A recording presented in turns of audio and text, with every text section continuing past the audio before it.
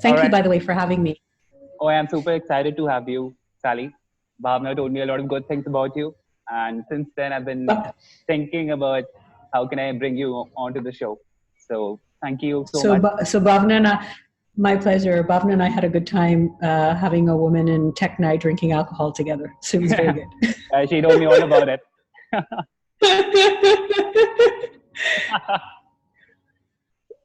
um, Pretty much start with the Q&A now. Okay. Yeah. So Sure. my Go for first it. question to you is, I was reading up your white paper on Gleac, Mm-hmm. and there's a lot of interesting research going on in there.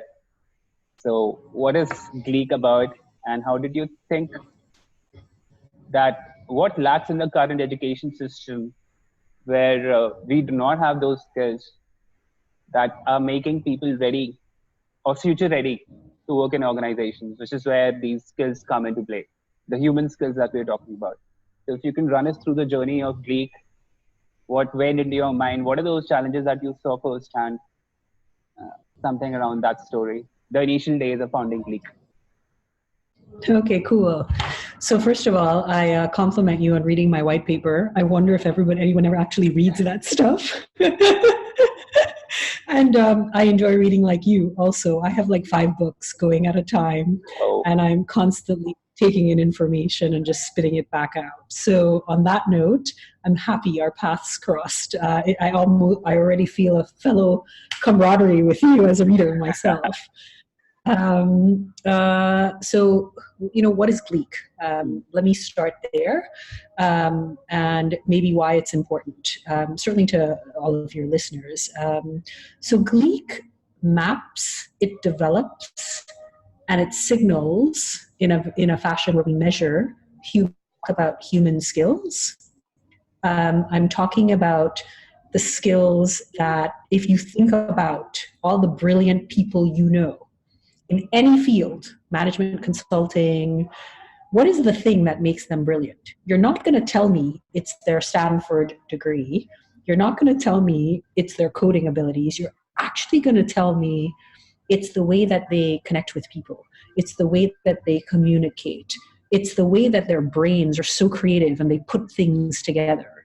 So when I talk about human skills at Gleac, we're talking about 10 core human skills, which is tied to an academic global standard, P21s, or also on the World Economic Forum radar. And those skills are creativity, critical thinking, collaboration, communication, leadership, self-direction, entrepreneurship, mindfulness, emotional IQ, and judgment and decision-making. That pretty much covers this wide realm of what is it that a human brings to the table. And it's really important right now where we are in the world, because by 2030, 85% of the jobs that exist now will not to. So all of the upskilling that's happening around the world right now, what are we upskilling to if we actually don't know what the end in mind is? We don't know what 85% of those jobs are going to look like. But we're pretty sure, I guess we're all banking on it. A human's going to come to the table, right? We're banking that we're going to exist. And we're going to come to the table. So. I hope so too, right? Like, I don't plan on going anywhere anytime soon. So a human is going to come to the table. And how does that human come to the table in their full and complete identity, where we've stretched the length and breadth of what it means to be human? Because most of us, sadly, Rohit, if I asked most people about their day, it's this repetitive thing that we're doing where we are actually acting like robots. So no wonder we're afraid of being automated, because we are actually not exploring what it means to be human at all, most of us. So this is kind of, sorry, I came to India and got a cough, and I'm getting over it right now. I'm not kidding. Like I have to say that. So I am. It's bad here. bad. Like I literally came, I'm only 2 days back in Dubai from India. And I'm like, hold on, I have this lingering cough of India, right? I mean, India just wanted to hold on. This is what's been on my mind. It's been on my mind for a pretty long time. So like yourself in management consulting, I come from a background of corporate law. From 21 to 29, I was there, mergers, acquisitions, you name it, doing it. And I was not in my natural area of strength. So our natural area of strength, generally for all of us, is tied to human skills. So there's going to be certain things, like if I listen to you a little bit, I'm hoping from what you do, self-direction is very big for you, right? So the ability to set goals, to follow through on them. Critical and creative thinking might be very important for you in terms of gathering a lot of information and just synthesizing it and popping it back out. Those are not things, those are human skills. Those are not things you're going to go to a class that says, Rohit is really good at being creative, right? Or Rohit is very good at being a critical thinker. I can actually only see that about you if I drop you into situations and see what you do. I'm looking at your quality of thought.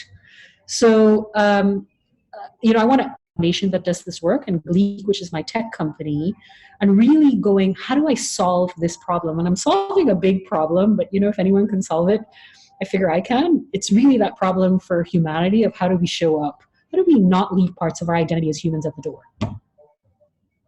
Does that answer your question, Rohit? It does, and it brings new thoughts into my mind. And if I look at the ecosystem out there, I see a couple of people trying to solve this problem differently. Sure. Recently, I came across this startup.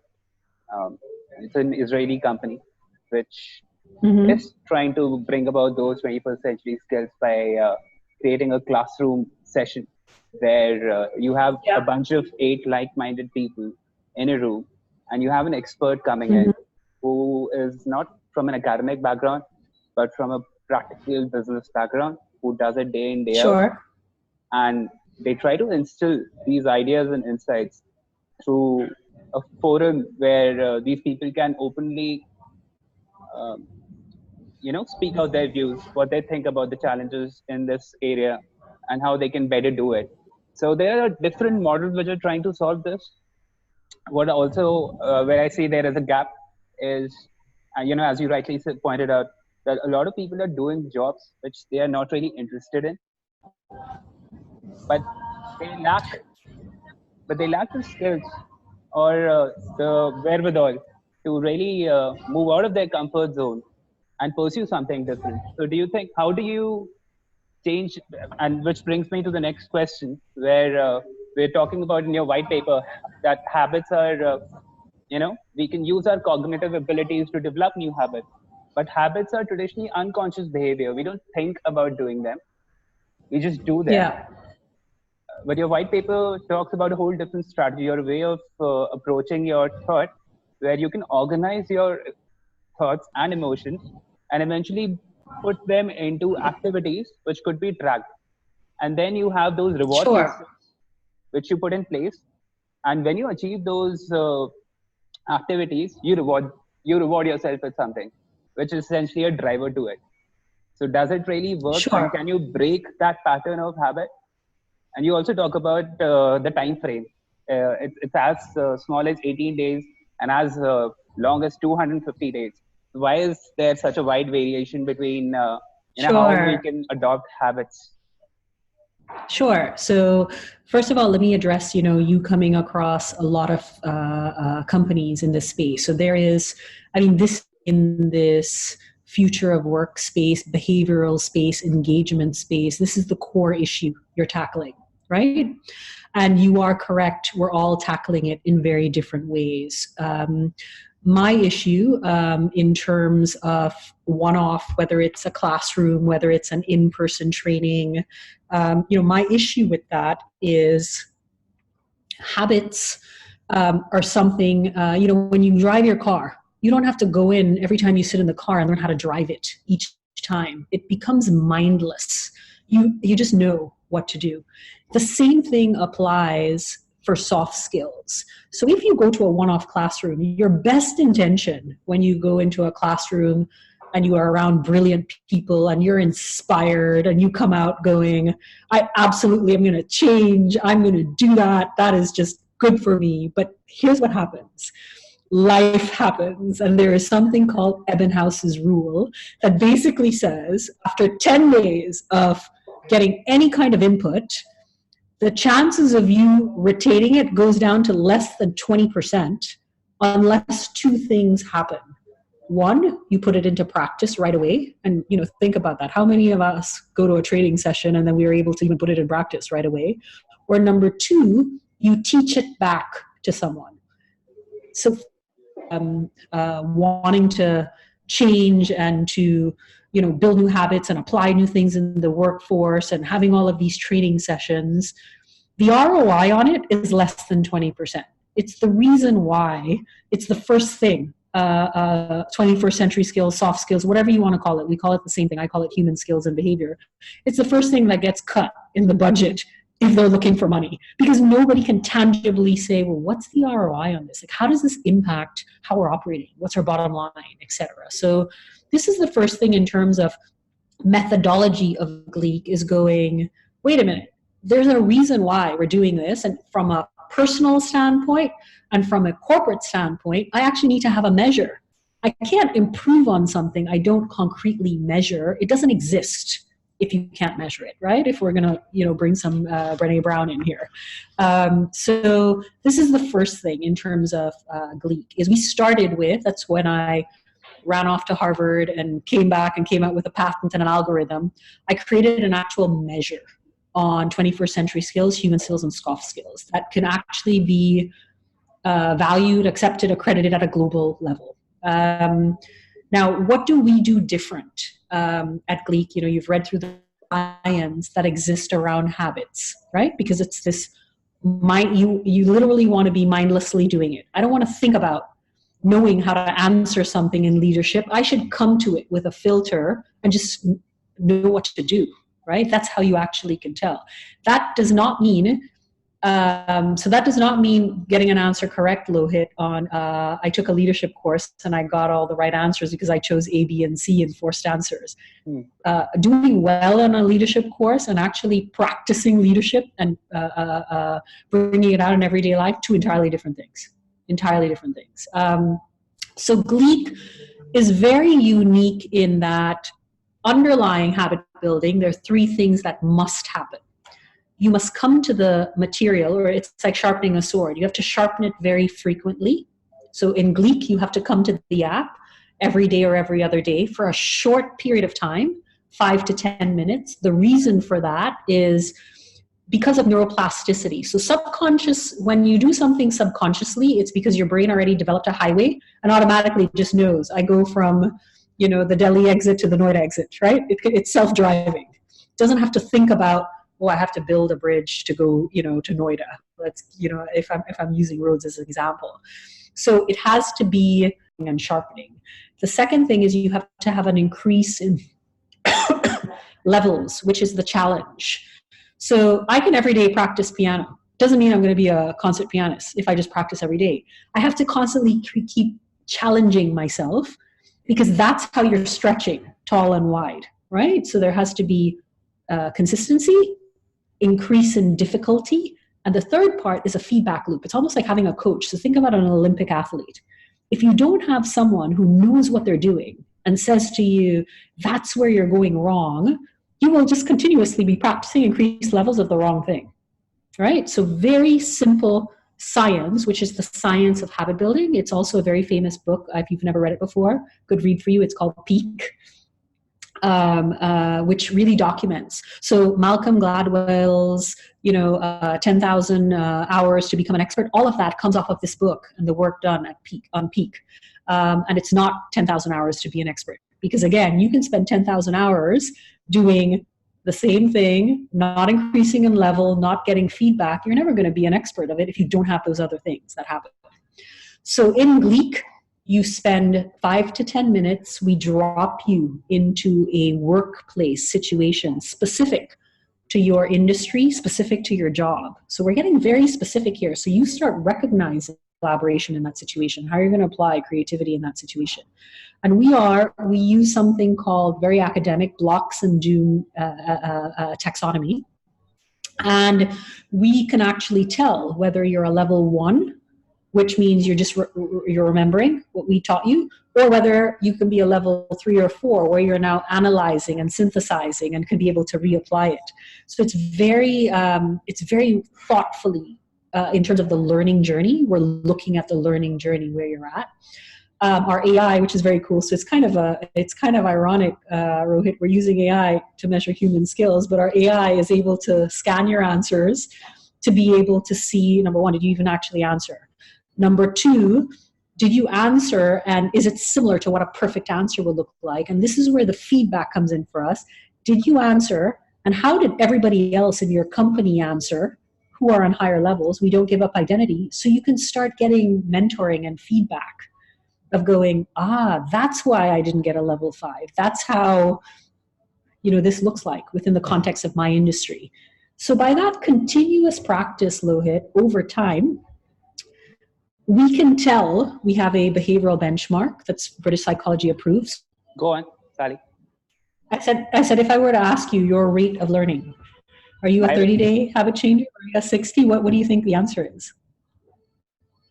When it comes to habits, I have always noticed in myself, I operate best when my entire attention is towards that activity. So for me, it's a daily practice. I'm not trying to build any habits per se, because I believe any habit is a repetitive process. So trying to break the entire pattern and just being mindful of my activity, be it right now talking, and being completely attentive to every word, is how I try to break out of those patterns.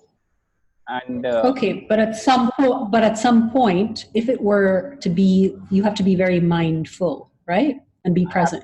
I have at to what point? That's yeah. So when does it? So when does it become mindless? That's truly when it's a habit. You don't even think about it, and it just happens very naturally. Now, we all have a rate, is our ability to be agile, flexible, shift, and change. And understanding that self-awareness of you going, wait a minute, it takes me about 30 days. For some of us, it takes as long as 8 months. Think about for a company hiring and recruiting or developing their people to understand, Ravi over there in business development is a 30-day habit changer. He has continually shown that I can shift him to a new department in operations. He has strengths in that area. And I pretty much know that this guy is going to be swimming in 30 days versus someone who has been in that department. They're a 8-month habit changer. Who do I give that role to, right? So understanding that is really, really critical, not only for self, and neither is right or wrong.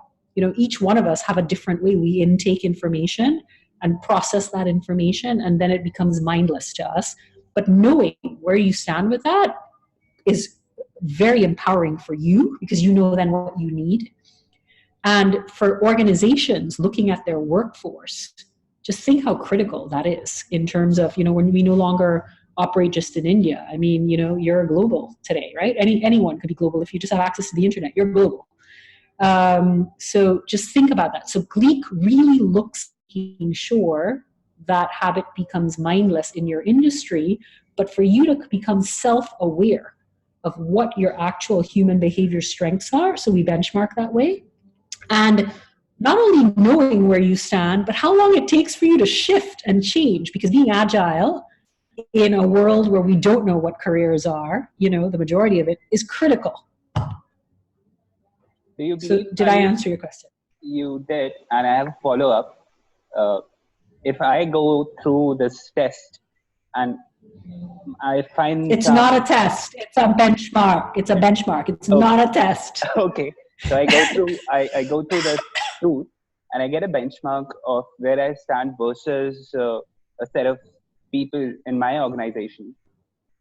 Yeah. two things could happen. One, uh, does does it cause an emotional upheaval in that person that I'm not a good fit in this space, or maybe I'm not the right person to do the job? Is it also an indicative factor for them to think about their career from the perspective of, maybe just moving out? Does that also happen? Does it give them So, cues to shift careers?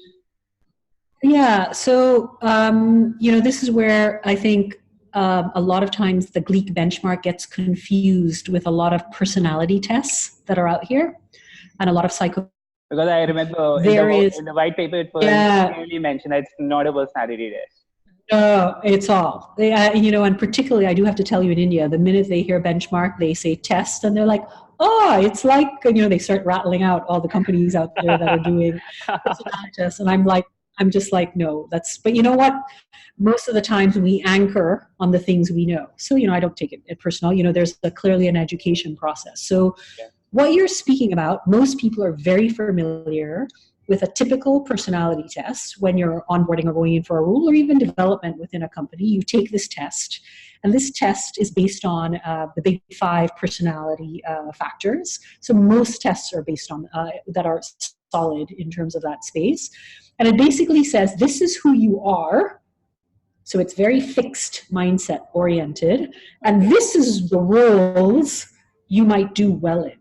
And this is where you need developing, right? Now, I'm going to ask you a question, Rohit, in terms of human beings, because that's very static. You take that one time and pretty much pigeonholes you into like a corner on a shelf going, I know Rohit, that's who he is. Now, you know the nuances of how complicated human experience life is. Do you really think, if I were to look at your history, Rohit, your education, your experiences, the good and bad, how do I see that in one single test you take over anywhere between 10 minutes to an hour that says this is who you are in the complication of human behavior? You can't. Do you really think that? You can't, right? I mean, it's just logical common sense. Now, does the big 5 personality give me some indicators of particular defaults about Rohit? So maybe it might say, Rohit is really an introvert, which I can pick up on that he genuinely to bring energy to the table. So a lot, this is the biggest thing of extrovert and introvert. I'm an introvert. I'm not a shy person. Most people think introverts are shy. That's a huge myth. I connect and communicate very well. What an introvert means, it's the person that to refill themselves, they have to step away from people. There's some people that get energy out of being around people all the time. There's some of us in the world, like myself, that I can come out and it's showtime and I'm around people and I communicate well and I'm not shy. But as soon as I'm done with that, I go and hide under a rock for a couple of days because that's the only way I can power myself back up, right? So a personality test might give you some indicators like that, that you can say, I need to look at this in reference to Rohit. Gleac is based on behavioral theories. One of them is clearly big 5 because, I have to look at the things that might be, somewhat fixed or give me indicators of you. The other 4 are all behavioral. Behavioral is something that is in your control and you can shift and change. So when you're taking the Gleac benchmark, here's what it says. Here is what your behaviors are as a knee-jerk. It's a hypothesis. Let us now take this hypothesis, use it to put you into situations and verify if it's true or not. And we can take the benchmark again in 30 days. So you take the benchmark with us along the journey many times, and you can actually see your shift in behavior. Was it 3 or not, right? Yeah, so this is a completely different system of, I'm taking a psychometric test and this is the right role for you. If it gets validated enough, hold on, that you're a creative thinker, you're persuasive, you can think on your feet, you're extroverted by nature, and you're not in some kind of BD or sales job where you're people facing, then you're probably in the wrong role, right? So it comes up on its own for you to go, I'm stuck just doing, like, I am high on novelty seeking. I'm pretty sure if you're a reader, you are too.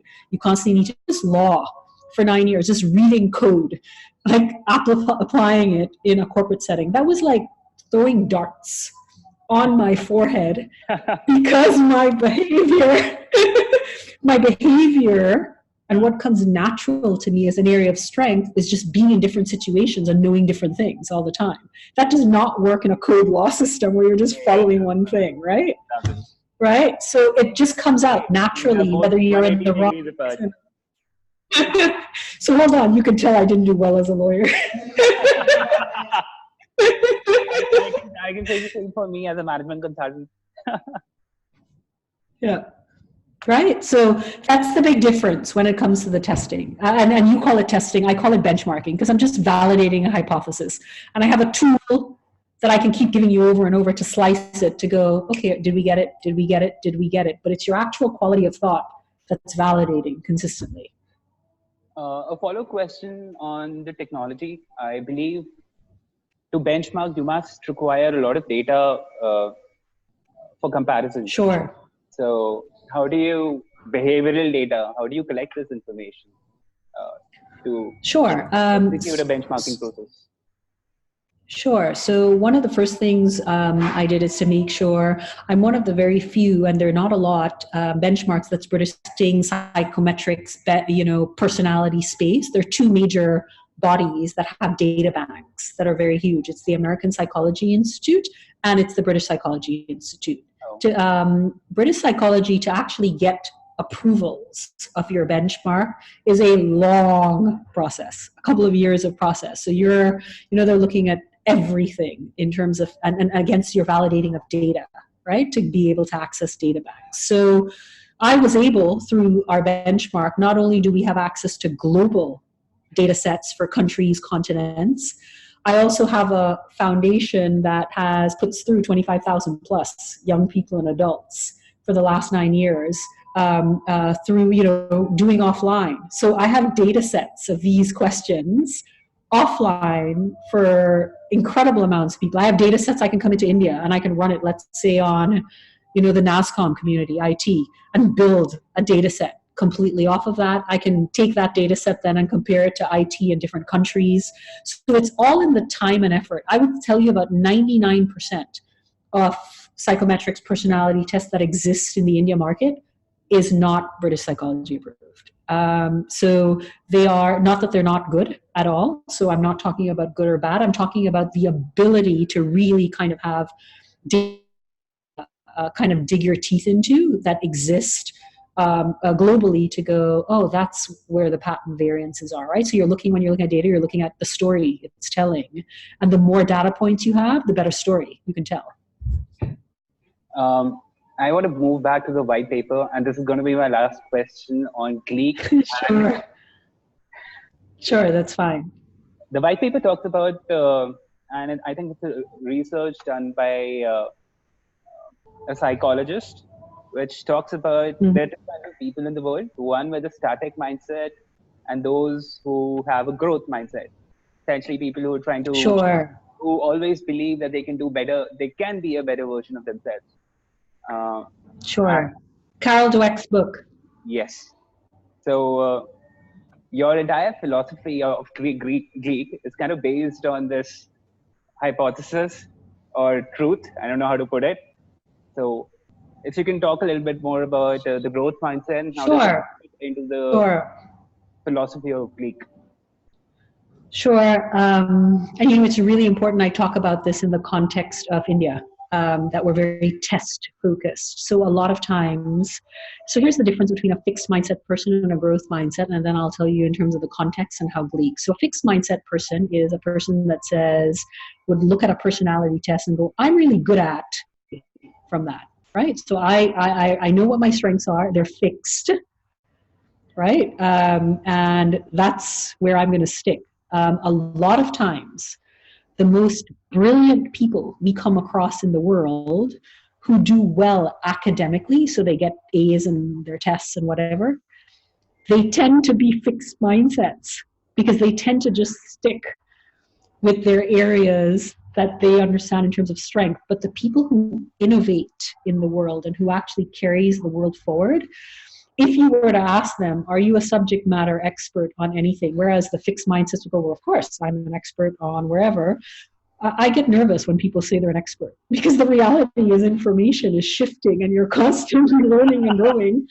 And it's scientifically proven that the smartest people in the world and the most innovative people rate themselves sometimes the lowest on any kind of expert, asking about their expertise, because they're constantly looking for that new thing and that new way to look at it. And so there's nothing that's ever done and complete that I could be an expert on. So that would be an example of fixed mindset. This is what I know. This is all I do. I don't go out of that space. A growth mindset is, wait a minute, I have neuroplasticity in my brain. There's certain things about my personality, those things to be true, right? So I could probably never be an extrovert. I can try as hard as I want, but I need to hide away from the world at times. That's how I operate in the world. However, there's certain things about my behavior that I can work on consistently, increase in levels, get feedback, that over time, I might get pretty good at it. And maybe the Gleac system is based off of wherever you are, you can shift. For some of us, it might be easier to shift. So if you are naturally good at communication, Rohit, your ability to persuade might come faster. 30-day habit building. If that's not very natural for you, it might take 8 months. It might take 4 months. So, whereas I might be faster at being reflective, which impacts leadership. You are very impulsive, right? I'm just giving you examples. It might be shorter for me to get better in behavior in leadership situations, whereas for you, it might take a little longer. That's all that means if you're in a growth mindset standpoint of going, where I start might be a level 1 or a level 5 or a level 6, but nothing is stopping me from getting where I need to be. It's just a matter of time and effort. That's all. And I think that's a big challenge in the Indian ecosystem, because we're trying to create experts all the time. There's just so much focus. Absolutely. That's what I said to you. I said to you, India's like the best place to talk about this. Hold on, we should get a couple of Indian parents on the phone who are trying to get their kids into IIT. Let's not do that. They'll beat both of us down. It's like it's the very persuasive. Can I tell you something? What is stopping, and I say this respectfully, but what is stopping education systems, not only in India, around the world, from actually changing? Who is the biggest stakeholder who pays money, which keeps things just running the way they are? It's parents. So literally, all the stuff that I'm talking about, swimming against a wave is swimming against parents. It's really sad, but true. Parents and teachers, who are the biggest stakeholders? And until parents and teachers start going, wait a minute, like this check the box thing that you have young people learning that is completely irrelevant. There's a Stanford, Carnegie, and Harvard study that came out years ago that says 85% of job success is dependent on soft skills, not hard skills. And performers versus their bottom performers. Out of the 10 skills of top performers at Google, it was IT was number 10 on the list. The other 9 were all soft and human skills. So just think about that, right? Just think about that. And as simplistic as possible, Rohit, who is the most, in wherever your office is, whether it's a co-working space, who is the person that is the most brilliant, that everyone notices and can call out that person? And I'm pretty sure you're not going to tell me it's the guy who knows how to code C# at the finest, right? Yes, it's not. Right? So yeah. So I hope that answered your question in terms of growth and fixed mindset. So we don't live in a world, or the world around the corner, fixed mindset, who are not adaptable and not ready to change and shift, they're going to get into a lot of trouble. So those experts are going to become non-experts very, very shortly. Moving on from Gleac to Sure. another passion, which is women entrepreneurship, and especially your focus on tech. You come from a non-tech background, started as a professional in the field of law, which is all about rules and regulations, um, Sure. and then this shift to a whole different ball game. What was it about? What's the background to this journey? And at what point did you think I need to start connecting with women all around the world and build this Mhm. community of tech-focused women entrepreneurs? To Mhm. what's the vision behind it? What's the thought process, and what are you really trying to achieve there? Sure. Sure. So first, I'll start off by telling you a funny story where I got like blacklisted from the TEDx women community in my home country, Trinidad and Tobago, the West Indies, which will kind of tell you how my thought pattern works when it comes to women and our responsibility to each other. So, the first TEDx talk that happened back in my country, I can't remember what it was, 5-6 years ago. They were giving an award to, women in the community, outstanding women in the community. And, I was very blessed to be one of those women. But I remember getting up on stage and I looked around the room and very powerful women were in the room, whether they were, working for large companies. I don't think there were a lot of startups there. Most of the times it's women who've worked really hard and excelled and gotten to CEO levels or C-suite levels.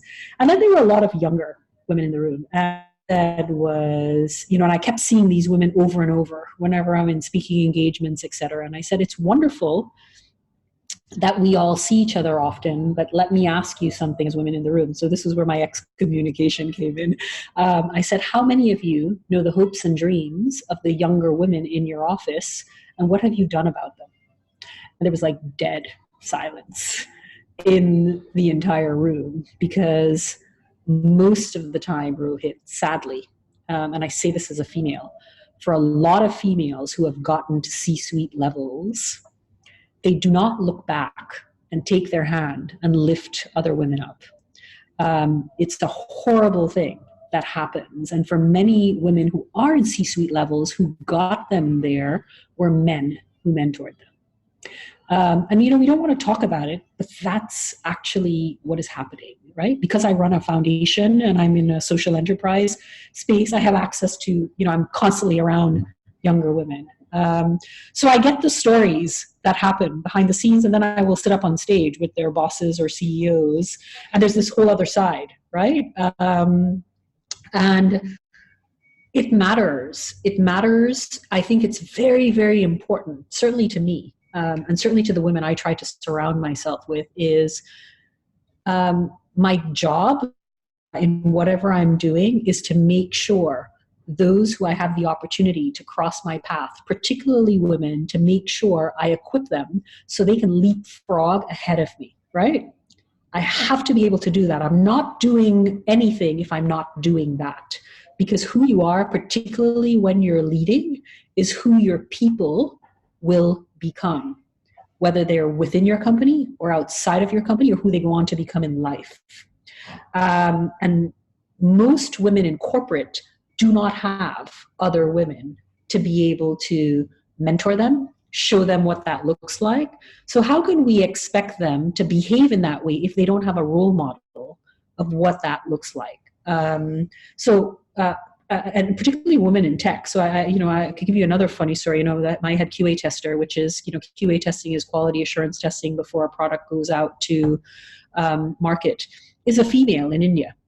So it means all my brilliant tech guys have to go through her to approve the work before it goes to market. Now, I do have to tell you, culturally, I had bad product going in to the market. And I was wondering, why are these bugs coming through? Like, why is QA testing not catching this?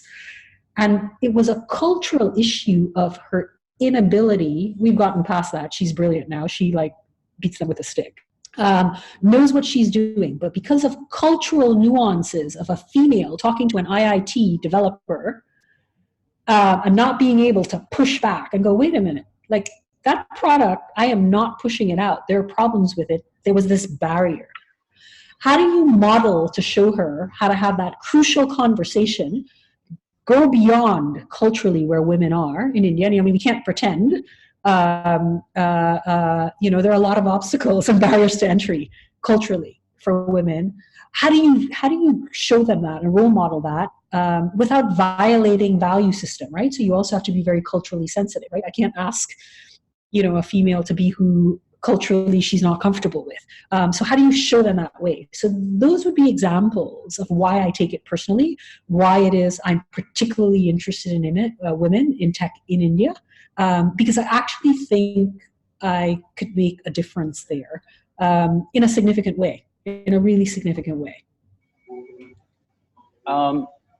There is a lot of talk around the world today about building gender diversity. And I want to give my own example, working for a large management consulting firm. In my team, we had close to 150 consultants, and less than 10% were women. The reasons that were given usually for this mismatch was, oh, we have to work for long hours, they can't do it. You know, there are always some reasons that are given for why a woman is not ready for a given activity or task. So the question is on the people who are actually managing it. Do you think, because most of them are males, there is no support from this side of the table, from the male? So from the males? So I'll yeah, and I'll address that in 3 points. So gender diversity, where you have women sitting at the table, means nothing if they don't bring a different quality of thought, different experience. So diversity as a whole, I just have enough men and women in the room. I've sat at enough board meetings and enough places where there are women who think exactly like the guys. They actually turn into guys. That's not diversity, just having a woman at the table. So let's get that, like that's just like that's like a myth. And I'm not allowed to say bad words. I'm going to keep it PG rated. But yeah, that's a myth. It's a myth, right? So that's the first thing in terms of diversity. So the percentage of the women at the table is completely irrelevant to me. Consider when you ask about the men not being supportive of the women. Many women, and people do not realize this, opt out of sitting on boards and opt out of being in C-suite levels, because most people, if we look at a Gallup poll or any of those polls where 80% of the workforce is engaged, a lot of women who are self-aware, they're like, I'm not going to do this crap. I don't have a strength in it. I am not interested, mission-driven. I can tell you I opted out of a unicorn C-suite level at a founder after 6 weeks because I just found the environment just toxic. Walked away for millions of dollars. So women, we don't take into consideration, many women are just opting out of going through that rat race, right? That's something that we need to talk about. The third thing in terms of women who do get to the top, so I can tell you for me being in tech, all of my mentors are men. Literally, all my mentors are men. So I don't think it's that the men don't recognize the value of the female at the table. But I do think, and you know, it comes up a lot, I think women are responsible for this. If you go to any women empowerment event, it's like 99% women only in the room. Like, where are the men? We're having a conversation amongst ourselves. Are you hearing me, Rohit? Yeah, I am. Cool. Right? Yeah, you blocked in the video. So we're having a conversation amongst ourselves. Like, how is that going to get us anywhere? Right? So women, when you're talking about diversity, inclusiveness, being present at C-suite levels, unless, you know, the population, you know, overall is 50-50 men, women, unless the stakeholders are in the room, like, what the hell are we talking about? Sorry, I said a bad word. I agree with you. So how do you think we can bring these stakeholders together? Do you think there's a fundamental change in our mindset and the way we approach this problem? Absolutely. And I think it is going to be, whether it is, you know, the way you're doing it, maybe through education, Maybe it is the way I'm doing it through role modeling. As I said, we're swimming against a tide of stuff that just have been done a certain way. So the first thing when a company goes, and I don't care if you're a McKinsey of the world or a Deloitte of the world, when you talk about diversity, they look at gender. Well, gender by itself is not diversity, right? Somebody needs to have that conversation. Then the next thing now, the big buzzword now is inclusion. So inclusion means you're at the table, but now you have a voice. And now, I'm going to look at in terms of those factors. Well, that's all fine. But, age, they're all different things that make up diversity. And it's not buzzwords like gender, that needs to kind of be happening. Now, there is a study, since you are a reader, that shows Fortune 500 companies, or I think the S&P 500, if I'm not mistaken, the ones that have more women on their board outperform the other companies. So that's a really interesting study. But if you look at who those women are, they're small in number. So it has nothing to do with their boards or 50-50 women. So you have countries like even the UAE that I'm in, or New Zealand, that have a mandatory 50% of women on boards. That doesn't really shift the needle. If you look at the quality of the women in terms of where their backgrounds are, where, we just need to look at someone like Indra Nuhi out of India, for Pepsi.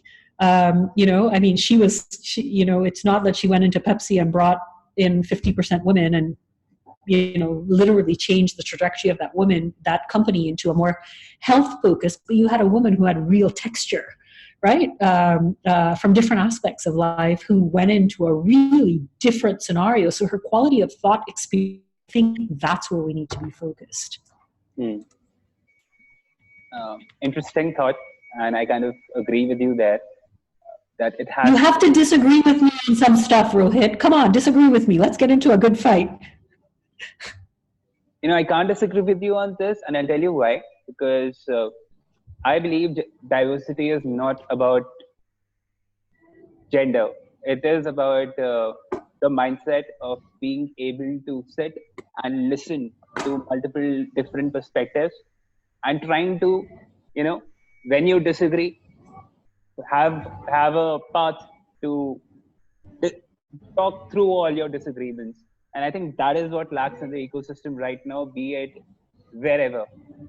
On that note. So, yeah, and I will close on this note. I always say to the team that I'm building in India, I'm building this team that, and as I said, women and men on this team, and some of the finest in India, and some of the finest talent I've come across in India. And I always say to them, you have a unique opportunity where we're passing through each other's lives, and one day we're all going to be alumni of Gleac, including myself. So think about being an alumni of your university. That's for life. You hold on to that for life. And this experience for life in terms of our person in our life matters, or even in our work matters. And who you will become will be telling, whether it's 5 or 10 years down the road, how important this was, right? So if you come out with an IIT, let's look at, I think Satya came out of IIT, that's very telling, or whether you went to Stanford or Harvard or wherever else, that's how it should be within organizations of the people passing through. It should be that they go on in life and they will always be remembered as alumni of that company, because that's where their true sharpening happened. And that's my intention with Gleac, and that's my intention for the women who will go on to kind of lead India. So really excited about that. Great, Sally. Beautiful vision, and I hope you succeed. And I hope I see people who Hold on, I will. Don't even say that. I will. More power to you. All I can say is it's important. There is that shift in mindset which is happening on the ground, which I can see. It's just the pace of it, which could, certainly be helped by an external push and a direction. Mm-hmm. So on that note, I'd like to thank you, Sally, for being on the Strategy Podcast. It was great talking to you. There's a whole different perspective and new ideas that I'm certain my readers, my listeners would enjoy. So thank you, Sally. Any question that I kind of missed asking you, or anything that you'd like to No, add? but hold on. I will say this as a warning to any other female you have on the podcast. Make sure Rohit tells you there's going to be a video, because as a female, that's important information. I'll do that. That is vital. Okay, so hold on. That's the most important thing, Rohit. You didn't tell me there was going to be a video. Okay. And on that note, I am out. Thank you, Sally. Thank you for being on the podcast. Pleasure. Take care. Bye. Bye-bye.